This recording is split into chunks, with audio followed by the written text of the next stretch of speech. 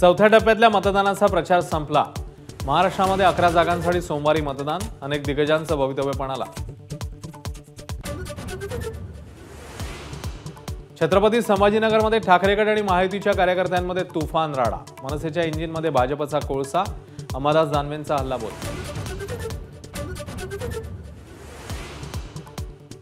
अमोल कोल्हेंना उमेदवारी देऊन चूक केली, माफ करा। अजित पवारांचं चाकणमध्ये वक्तव्य।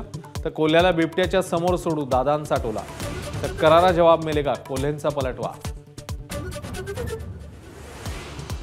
मुलीला ग्रामपंचायत सदस्य करू शकला नाही, तू काय खासदार होणार। बीडमधून अजित पवारांचा मवियाचे उमेदवार बजरंग सोनवणेंवर हल्लाबोल। सोनवणेंचाही पलटवा। मी आणि उद्धव ठाकरे भाजपच्या आसपासही फिरकणार नाही, पंतप्रधान मोदींच्या ऑफरवर शरद पवारांचं उत्तर। तर मोदींनी पवारांना ऑफर नाही सल्ला दिला, फडणवीसांचं प्रत्युत्तर।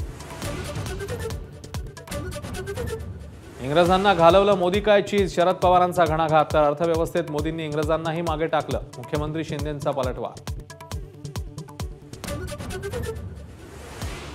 सरकार बनवण्यासाठी मोदींना शरद पवार आणि उद्धव ठाकरेंची मदत लागू शकते, मोदींच्या ऑफरवर एकनाथ खडसेंचं वक्तव्य।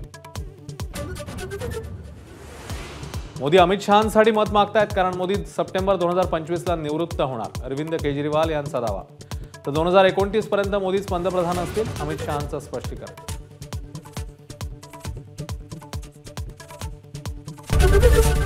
एबीपी माझा, उघडा डोळे बघा नीट।